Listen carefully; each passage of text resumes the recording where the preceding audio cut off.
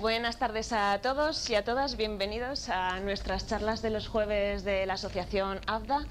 Yo soy Laura Izquierdo, soy psicóloga y además neuropsicóloga aquí en la asociación. Hoy os voy a hablar un poquito de cómo cuidar nuestra memoria, ¿vale?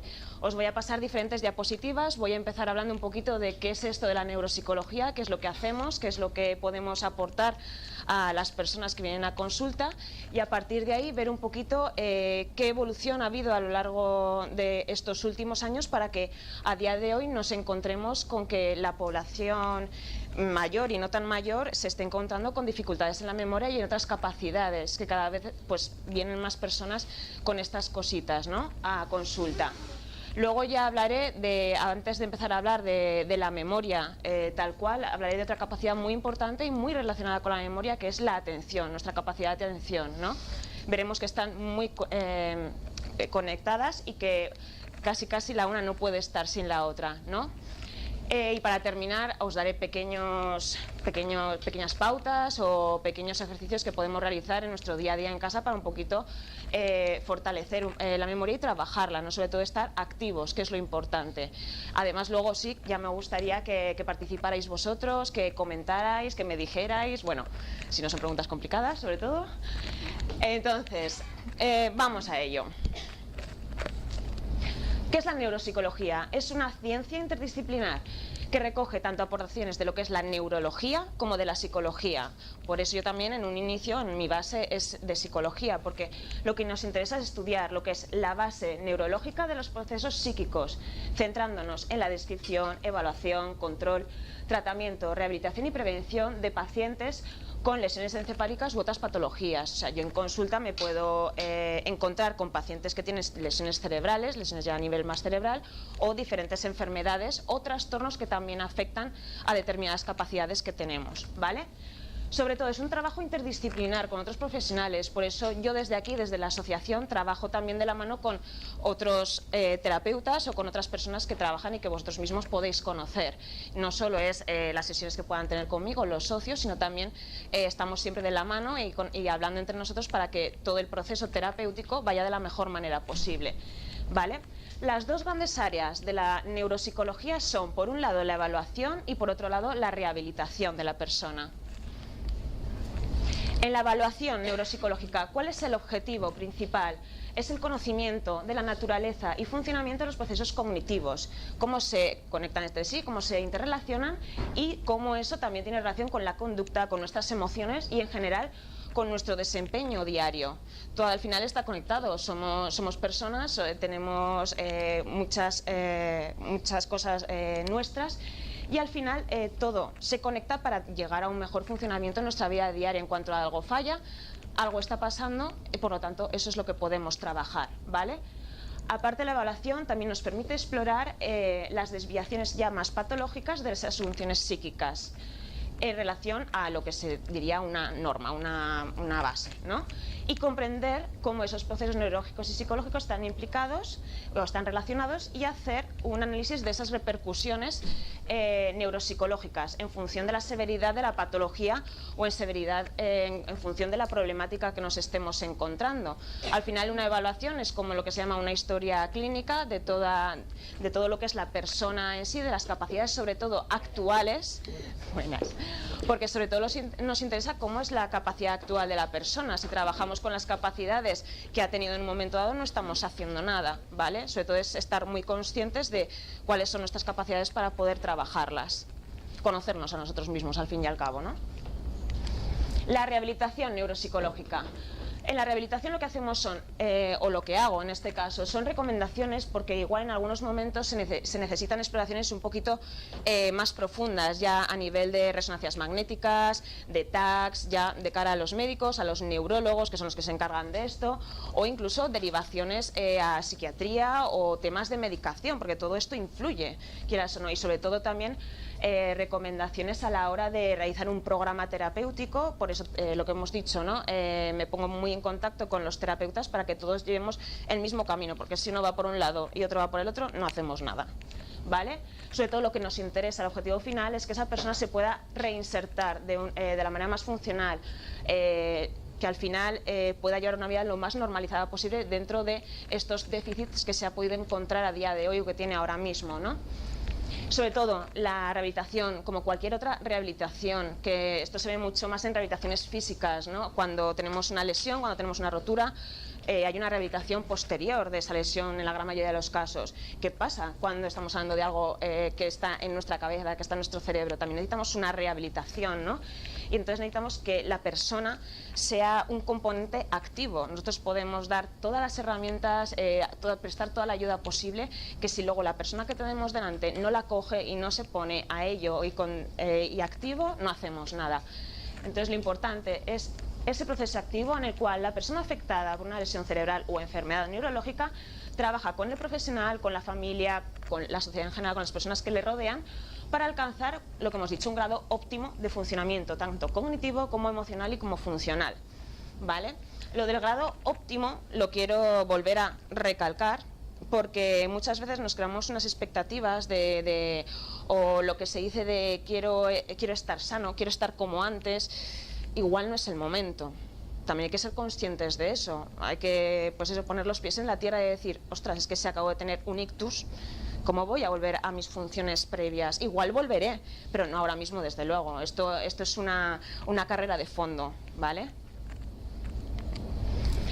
Vamos a hablar un poquito del cambio social y de la longevidad. Lo que he dicho, a lo largo de los años, pues cada vez las personas llegan a edades más longevas. ¿Esto qué quiere decir? Que al final hay una consecuencia, que el aumento de la población mayor también hace que haya un aumento de las patologías asociadas a la edad, incluido el aumento de la incidencia de enfermedades neurodegenerativas. ¿Qué es eso de las enfermedades degenerativas? Pues cuando hay una muerte de las células del sistema nervioso, como pueden ser, pues en este caso, las neuronas, que al final, dependiendo de qué área se esté degenerando, crea una sintomatología u otra diferente, ¿vale? Y por lo tanto presentará unos síntomas u otros, que con el paso del tiempo podrían o no evolucionar en una enfermedad más crónica, por así decirlo, pero sobre todo en una evaluación neuropsicológica lo que queremos ver es qué áreas están afectadas. Yo cuando hago una evaluación no solo me centro en lo que me trae el paciente, pues sobre todo, pues es que estoy muy despistado, me falla la memoria, no recuerdo las cosas, se me olvidan los caminos, no me puedo organizar bien, ¿vale? Eso es lo que tú me traes y lo comprendo y lo entiendo, y es algo que les hace o os hace sufrir. Pero claro, hay que tener en cuenta que detrás de esto hay muchísimas capacidades que pueden estar alteradas y tenemos que un poquito ver de dónde viene el origen para poderlo trabajar desde el origen. Vale, vamos a hablar tanto de envejecimiento normal como de envejecimiento patológico, ¿vale?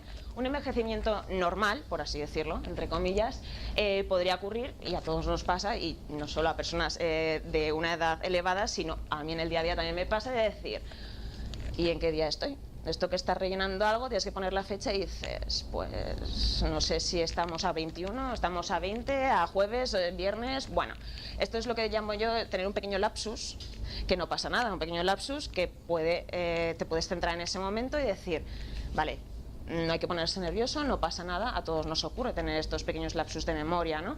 Entonces, bueno, cuando hay un envejecimiento normal, ¿qué ocurre? Pues que hay un enlentecimiento más o menos generalizado debido a esa disminución de la velocidad de transmisión nerviosa. Lo que hemos dicho, si cada vez tenemos menos neuronas que están en nuestro cerebro, en nuestras partes del cerebro, además esas neuronas que se conectan entre sí por vías nerviosas, pues cada vez son menos. Entonces, si para ir a un lugar antes tenía muchos caminos, ahora solo tengo uno o dos. Entonces nos cuesta un poquito más, ¿vale? Entonces también nos ocurre que hay una dificultad para mantener la información mientras estamos operando con ella, pues nos cuesta un poquito más concentrarnos o prestar atención a lo que estamos haciendo, y sobre todo pues cuando ya estamos haciendo determinadas tareas a la vez, pues ya igual eso ya nos va costando un poquito más, ¿vale? ¿Qué ocurre también? Pues lo que seguramente a todos nos ha pasado, tener esa palabra en la punta de la lengua que no nos sale, vamos, y que te empeñas y no te va a salir. Seguramente cuando te relajes y ya estés en otra cosa dirás, esta es la palabra que yo buscaba, ¿vale? Pero esto es un fenómeno que ocurre habitualmente.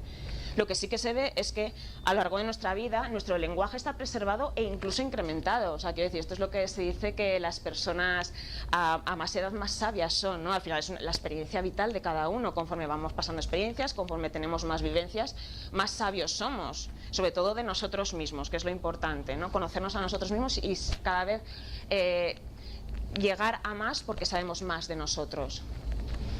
Las funciones ejecutivas en un envejecimiento normal también se ven más limitadas. ¿Qué son estas funciones ejecutivas? Son habilidades, son funciones, nunca mejor dicho, de nuestro cerebro que nos ayudan al control, a regulación y a la dirección de la conducta para solucionar tanto problemas como tomar decisiones y cómo planificar nuestro día a día. Todas las funciones ejecutivas son las que nos ayudan a hacer cualquier cosa en nuestro día a día. Son unas cuantas, entre ellas está la memoria y entre ellas está la atención, que es también de la que vamos a hablar, ¿vale? Hablando ya un poquito más de un deterioro, un envejecimiento patológico, ¿vale? Esto es a grandes rasgos porque obviamente un envejecimiento patológico los hay de muchos tipos y maneras, ¿vale? Entonces tenemos por un lado un envejecimiento normal, por el otro extremo tendríamos ya lo que estamos hablando ya de demencias y entre medio tendríamos el deterioro cognitivo leve. ¿Qué es esto?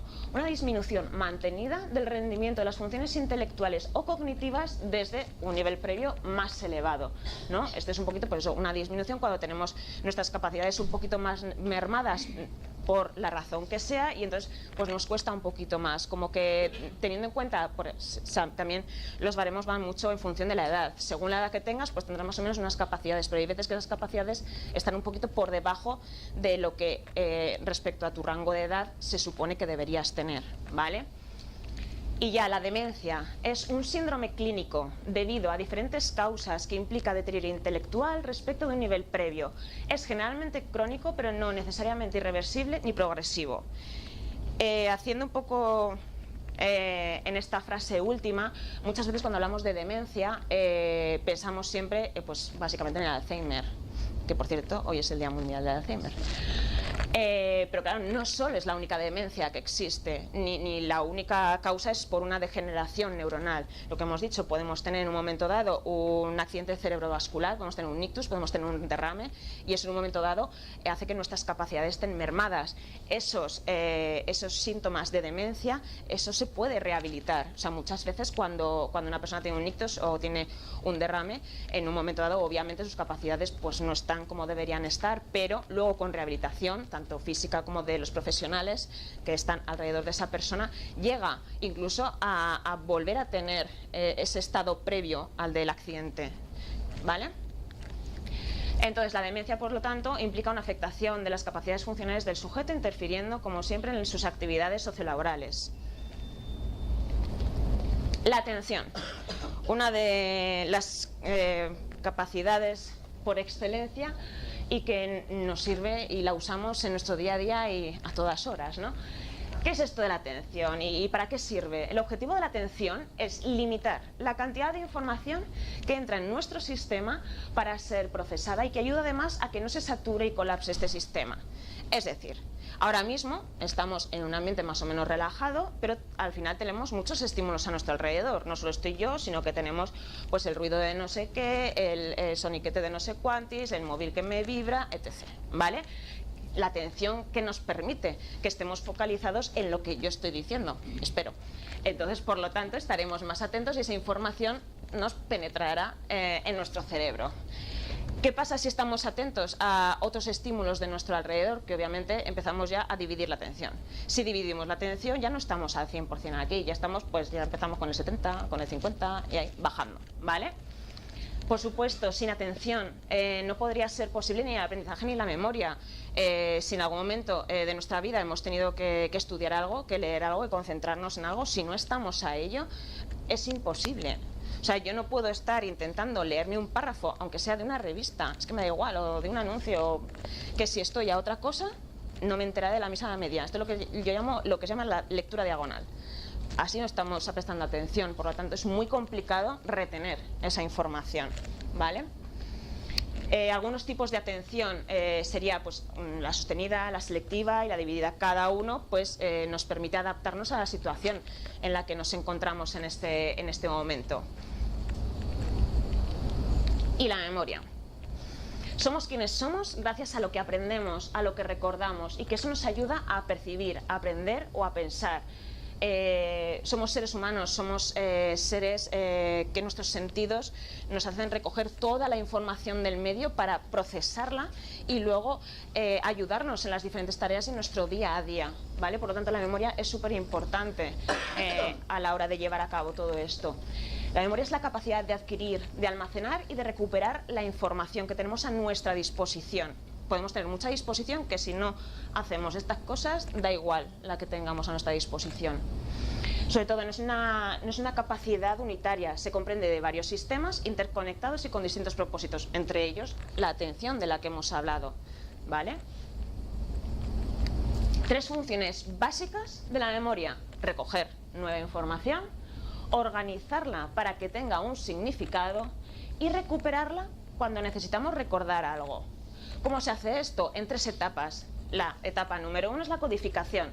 Lo que hemos dicho, transformamos los estímulos que tenemos a nuestro alrededor y hacemos una representación mental de lo que está ocurriendo. Lo que hemos dicho, aquí podéis estar cogiendo diferentes estímulos, ya sea por la vista, ya sea por el oído, por el tacto, me da igual, ¿vale? Y lo que hace todo eso es entrar en nuestro cerebro y empezar a reorganizarse, a almacenarse. Y ahí vamos con el almacenamiento.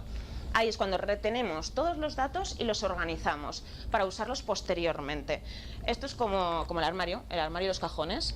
O sea, yo puedo tener el armario hermoso y maravilloso, que si lo meto todo ahí a bolo, pues cuando quiera encontrar algo me va a costar un poquito más que si lo tengo ordenado o lo tengo un poquito por categorías, o más o menos sé dónde están las cosas, aunque sea un desorden organizado dentro de nosotros mismos, pero bueno. Y la recuperación es el acceso a esa información que está almacenada, y puede ser tanto de forma espontánea como de forma voluntaria. De forma espontánea es, pues eso, cuando nosotros tenemos todo el conocimiento almacenado en nuestra cabeza y estamos, pues en este momento yo estoy hablándoos a vosotros y os voy diciendo determinadas cosas que aquí no están y que me han ocurrido a mí o que puedo tener yo en consultas, son experiencias que yo ya tengo y que están almacenadas. Entonces tengo esa capacidad que sale de manera espontánea previamente, ¿vale? La memoria en el envejecimiento normal. La memoria sufre un deterioro y por lo tanto se ve un deterioro en la capacidad de mantener y manipular simultáneamente la información. Lo que se llama la memoria de trabajo. La memoria de trabajo es esa que nos permite realizar las actividades. Quiero decir, yo si os pongo un ejercicio, necesitamos de nuestra memoria de trabajo, nuestra memoria operativa, para llevarlo a cabo. Cuando os pongo determinados ejercicios tenéis que acceder a la información que tenéis previamente almacenada y tenéis que estar también atentos, organizar, o si os pongo, pues no sé, si os pongo un puzzle, tengo que empezar a unir unas cosas con otras, tengo que llevar una organización y una planificación. Ahí es cuando todas nuestras funciones empiezan a ponerse en marcha, ¿vale? Pero claro, con el envejecimiento esas funciones, pues lo que hemos dicho, van un poquito más lentas, a veces hay algunas que cojean un poquillo, entonces a veces se compensan con otras o no, bueno, vamos viendo. Hay que tener en cuenta si hay un bajo rendimiento en otras capacidades cognitivas que están influyendo. O sea, yo estoy hablando aquí de memoria, estoy hablando aquí de atención, pero es que igual no, la persona que viene a consulta no tiene fallas ni en la memoria ni en la atención. Igual viene por otro lado. Igual, como vamos a hablar después, igual es que está teniendo un síntoma, un síndrome depresivo y eso le está afectando. Hay que verlo, ¿vale? Esto último, de que los mayores no usan estrategias para codificar, significa que nosotros cuando somos niños, cuando nos enseñan a estudiar o a estudiar, básicamente las técnicas de estudio estas por excelencia, de que primero tienes que hacer una lectura un poco por encima, luego un poco más profunda, luego el resumen, luego el esquema, tiki-tiki, ¿vale? Son unas estrategias que nos enseñan de niños para que podamos aprender de la mejor manera posible, de la manera más eficiente, ¿vale? Conforme vamos avanzando en nuestra vida, ya no necesitamos, en principio, tirar de estas estrategias porque es algo como automático, ¿no? Ya lo hemos automatizado, pues ya nos sale solo. Pero ¿qué puede pasar en un momento dado? Que pues nos cueste más. O sea, como cuando una persona que tiene cierta edad vuelve a retomar los estudios. O yo misma, cuando me he puesto a retomar estudios en algún momento, que dices, ostras, pues ahora este tocho, ¿cómo me lo estudio yo con lo fácil que me era cuando tenía X años menos? Bueno, pues lo que hago es volver a usar estas estrategias que, de hecho, hay unos programas de entrenamiento en memoria que usan determinadas estrategias para que eso sea más fácil, lo que es la recuperación de las capacidades o la rehabilitación que hemos dicho antes, ¿vale? El olvido. Quiero poner esta frase de William James que dice que si lo recordáramos todo estaríamos tan enfermos como si no recordáramos nada. O sea, ¿cómo es esto de tener toda la cabeza llena de información que no sabes ni por dónde te da el aire, que no sabes ni por dónde empezar, o cuando tenemos tantas cosas que hacer que dices, si es que no sé si ir por aquí, lo dejas a mitad, vuelves a una cosa y haces otra, y así, ¿vale? Entonces, tan complicado es manejar el exceso de información como el defecto de información, ¿vale?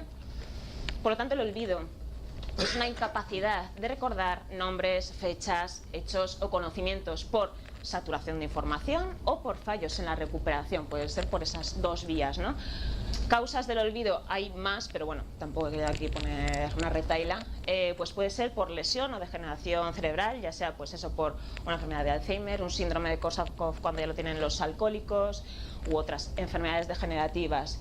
Cuando hay una represión o olvido motivado, esto quiere decir cuando nos ocurre un hecho importante en nuestra vida, un hecho que nos marca y además si es doloroso, hacemos como ese bloqueo mental y que nos impide recordar pues incluso acontecimientos que han ocurrido, ya no solo en ese hecho, sino en los días de alrededor, ¿vale? Son bloqueos que hacemos un poquito por autodefendernos, ¿no? Por no sufrir más de lo debido.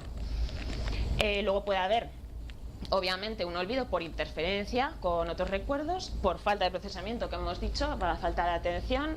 Si yo esto os lo pregunto mañana y no me habéis prestado ninguna atención, pues difícilmente me vais a poder decir nada de lo que os he dicho, ¿vale?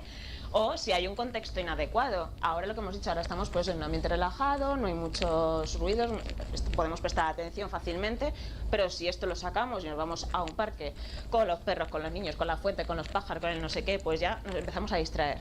Y ya si os pongo en medio de un concierto, pues ya no te quiero ni contar, aquí no me atiende nadie.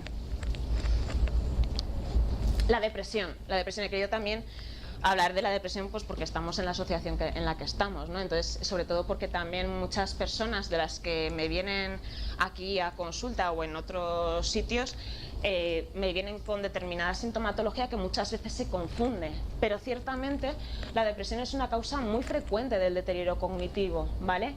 Hay que tener en cuenta que hay muchos síntomas comunes entre depresión y deterioro cognitivo. Si habéis sufrido depresión, síntomas depresivos, si tenéis a alguien cerca o habéis tenido, estáis muy de acuerdo en que puede haber bastantes similitudes, en que hay una apatía, una bulia, problemas de sueño, irritabilidad, retraimiento social, habilidad emocional y dificultades cognitivas, ¿vale? El deterioro cognitivo en la depresión está condicionado por la alteración de la atención. Una persona que está sufriendo, que está pasando por una etapa más depresiva, si os habéis dado cuenta o lo habéis sentido en vuestras propias carnes, le cuesta mucho centrarse, le cuesta mucho prestar atención a las cosas que está haciendo. Entonces, por lo tanto, si ya de primeras le cuesta prestar atención, ya todo lo demás que va seguido le va a costar muchísimo más. Yo muchas veces tengo que, cuando me vienen las personas diciendo que tienen problemas de memoria, evalúo la atención. Primero tengo que descartar que haya un problema de atención para que realmente haya un problema de memoria, ¿vale? Y sí, estas alteraciones que presentan problemas personas con depresión o con síntomas depresivos, obviamente mejoran con el tratamiento de la depresión, porque la depresión enmascara al final todo lo que está saliendo de la persona. O sea, la depresión tiene muchos síntomas y uno de ellos, más bien para mal, es las fallas en la memoria, ¿no? Y son uno de los primeros síntomas que salen además. Ya un poquito hablando de ejercitando la memoria, ¿vale? Lo importante es que la memoria es una habilidad, por lo tanto se puede ejercitar y trabajar, ¿vale? Para mejorarla. Se puede mejorar mediante procedimientos, estrategias, técnicas que pueden favorecer y mejorar su funcionamiento, para que además eso facilite lo demás, el procesamiento de la información, para poder almacenar esa información, recuperarla, realizar las actividades, un poquito el todo que hemos dicho, ¿no? Vale, la manera más eficiente de almacenar material en la memoria a largo plazo, es decir, esta que se mantiene en el tiempo durante mucho tiempo, nunca mejor dicho, es procesar la información a niveles más profundos, lo que implica identificar y generar vínculos entre el material nuevo y otro que esté retenido. ¿Esto qué quiere decir? Si yo la información nueva que me viene la uno con cosas que me han ocurrido, con recuerdos que puedo tener, esa información se quedará más anclada que no una información nueva que se queda ahí desperdigada en mi cabeza. Sobre todo, entonces, conocimientos que vamos aprendiendo relacionados con otros que ya tenemos son muchísimo más fáciles de adquirir. Cuando nos presentamos ante intentar aprender algo nuevo, te quedas un poquito con cara de ya verás tú, pero luego conforme vamos avanzando ya nos cuesta cada vez menos, ¿no? Entonces, ¿cómo se puede realizar esto? Pues mediante lo que se llaman estrategias de memoria, que son operaciones cognitivas, que pueden ser de repetición, de resumen, de organización, de agrupación, un poquito cómo podemos utilizar esa memoria, o sea, esa información, o cómo la podemos intentar retener. Cada persona tiene su manera de retener la información, ¿no? También lo que he dicho antes, nos tenemos que conocer mucho para saber cuáles son nuestras capacidades, cuáles son las que tenemos que potenciar. Si tenemos unas buenas capacidades, yo que sé, pues visuales, por ejemplo, vamos a potenciar esas al máximo y vamos a ayudarnos de esas capacidades para que las demás un poquito vayan saliendo a flote poco a poco, ¿vale? O con técnicas de memoria, que son procedimientos ya más específicos que nos ayudan al aprendizaje o memorización de materiales concretos. Por ejemplo, las típicas reglas mnemotécnicas. Si yo tengo un listado de palabras del horror que me tengo que aprender, puedo utilizar reglas mnemotécnicas, que es coger la inicial de cada palabra, ver la palabra, aunque sea rara que me salga, que seguro que esa palabra rara antes me la aprenderé que no las 20 palabras que van después, ¿vale?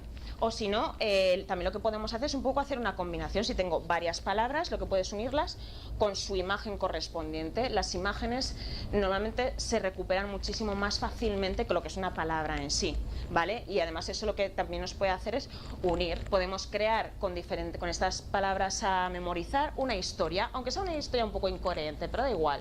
O sea, al final las cosas incoherentes son las que antes, de las que antes nos acordamos, ¿no? Y si no, también podemos usar lo que se llama la terapia de reminiscencia.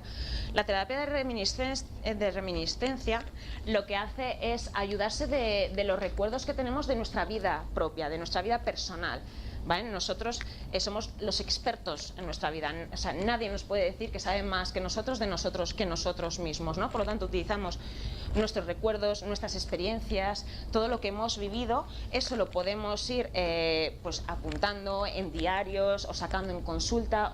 Esto es un trabajo de nuestras capacidades, las estamos activando. Por lo tanto, eso es algo relativamente sencillo, incluso en las demencias, que siempre la parte más antigua, por así decirlo, o primera de la persona es la que más tarde se pierde. Y un poquito ya en casa, ¿qué podemos hacer? Así cositas del día a día, que es cuestión de 15 minutillos diarios, un poquito activarnos y esforzarnos. Pues esto del cálculo mental, que estamos muy acostumbrados, yo la primera, a usar el móvil, la calculadora, aunque sea para pequeños cálculos que dices, es que ya dentro de poco el 2 más 2 tendré que coger el móvil, pero es que ya haces por vagancia, a veces por decir, es que así pierdo menos tiempo. Pierdes menos tiempo ahora, pero es que realmente si lo pierdes un poquito no va a pasar nada porque te va a beneficiar en un futuro, ¿vale? El reorganizar frases. Podemos jugar un poco, a mí me dan una frase y yo la reorganizo y creo otra diferente, ¿vale? O juegos de palabras, la típica de las palabras encadenadas. Si yo ahora digo una palabra, la siguiente persona tendría que decirme otra palabra que empezará o por la última sílaba de la que he dicho o por la última letra de la que he dicho, y así interconectar palabras, ¿vale? O pasatiempos de toda la vida, ya sea la sopa de letras, los crucigramas, cualquiera que tengáis a mano. O sea, al final lo importante es estar activos. Es que lo más importante para mantener la memoria es estar activos en nuestro día a día, en no encerrarnos, en no dejar de hacer cosas, que en muchas ocasiones es muy complicado, lo sé y lo entiendo, pero esos pequeños esfuerzos valen la pena. Y bueno, ya he terminado la exposición, por lo tanto, si queréis aportar alguna cosita que hagáis vosotros en vuestro día a día, que os haya servido un poquito para ejercitar la memoria, para estar un poquito más activos, ahora es el momento, y si no, pasamos a las preguntillas.